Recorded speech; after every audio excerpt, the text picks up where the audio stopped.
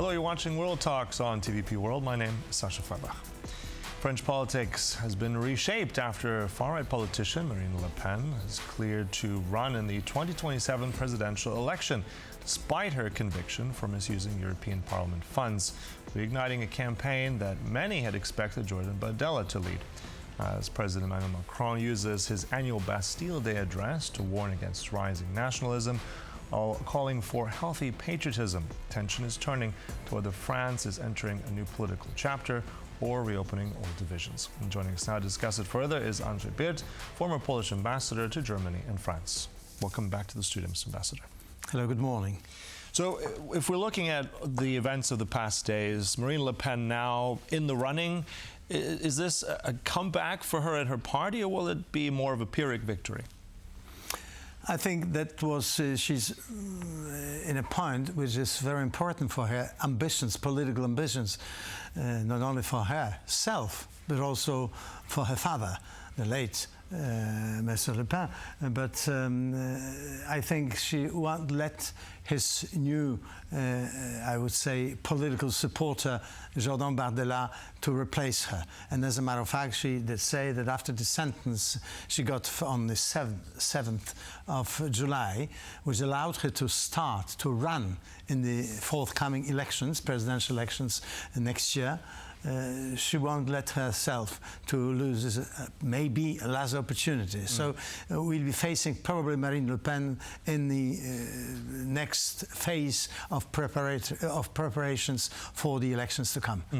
So is it probably a disappointment to Jordan Bardella, but I think from the point of view of supporters of the Front National, so to say National Union, the right-wing French party, I think that the major political elites within the party will support her candidature, and therefore I'm sure she will take part in the elections, although in the pre-election phase she said if she's not allowed to start to run without any restrictions, she won't start. She, as we know, will have to bear the famous electronic ring, but I don't think it will stop her to take part in the elections campaign. You mentioned also Mr. Jordan Bardella. I mean, this is a face we saw a lot of in the past months. For he was very much in charge of the party. Yes. He's also being received by certain people as that.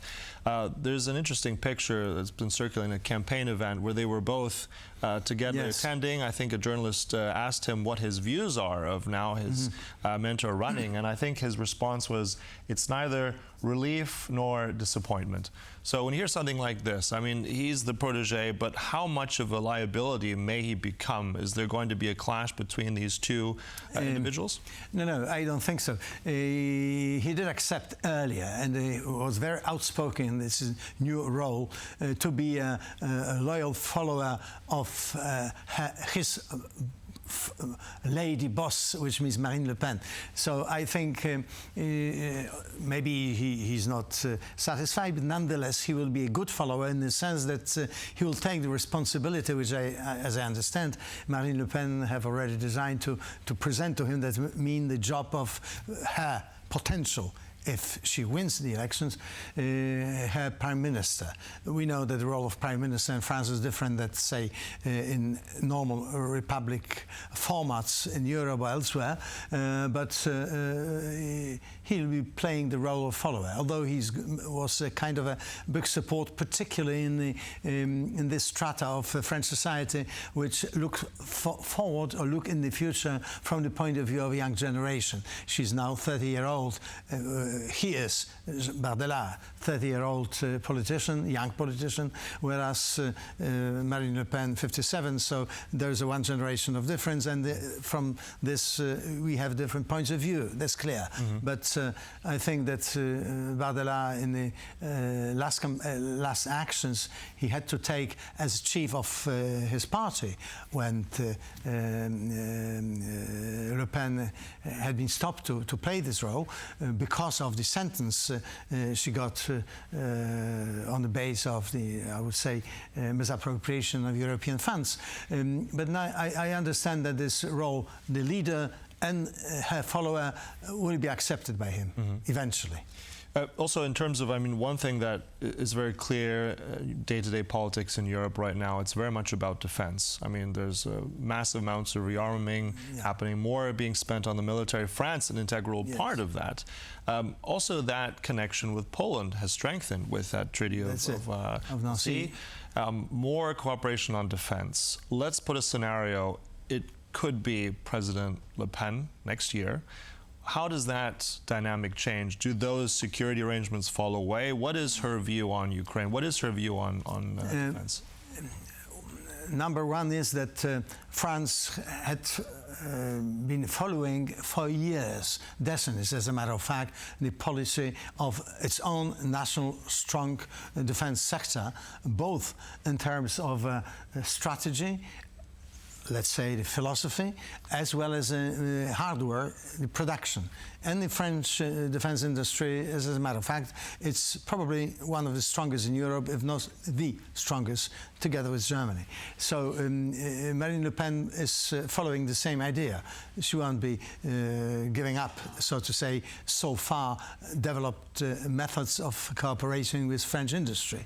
I'm sure that she will, taking into account also her nationalist point of view, try to strengthen the role of French military industry, not only within the country, which is obvious, but also in relations to our other European partners.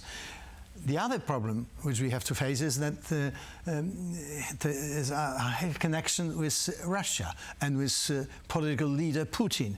She, as a matter of fact, as we remember, got the credits from Russian banks, and not, so to say, neutral banks, but banks connected with the Russia's Tsar, Vladimir Putin. Therefore, this is a danger, and we have to be facing it, or trying to invent what, or accept the danger which there exists, and namely her likelihood to maybe to block or slow down, at least, certain initiatives being taken with other members of the European Union to strengthen military force of the entire European Union against Russian aggression in the Ukraine, as well as Russian military muscle presentation vis-à-vis other EU members. This will be, that's an open question, as a matter of fact, and it's very difficult to foresee what will be the consequences of her victory in presidential elections if it happens. Also, you mentioned the European Union. Let me ask you about that as well. This is something where on the far right there's a certain type of view calling for return of sovereignty, these typical things. But at the same time, Le Pen has called in the past for the return of the franc, the national currency of France, but that hasn't happened, and in fact I think the party has dropped this now. Yes. How much does that give us any indication, if at all, what her view might be towards the European Union, Brussels? Is that also something that's malleable, or will she stick there stronger? As a matter of fact, the cooperation between Marine Le Pen and his potential young successor, Bardella, has changed to a certain extent, her view, because Bardella has a much, I would say, pragmatic stand vis-à-vis the cooperation of France under Marine Le Pen with the European Union. It doesn't it doesn't destroy the philosophy of Marine Le Pen, but I think it, as you have already noticed, has to a certain extent make it softer. Problem is not problem. The question is whether it's so to say a sudden shift in the pre-election campaign, or it's already a shift in her philosophy. I think that that always did happen, and I think to a certain extent the case of Italian Prime Minister can be a good example. That she probably will, however, take the much more I would say softened positions vis-à-vis the European Union, also in the field of its rearmament as a result of Russian aggressions.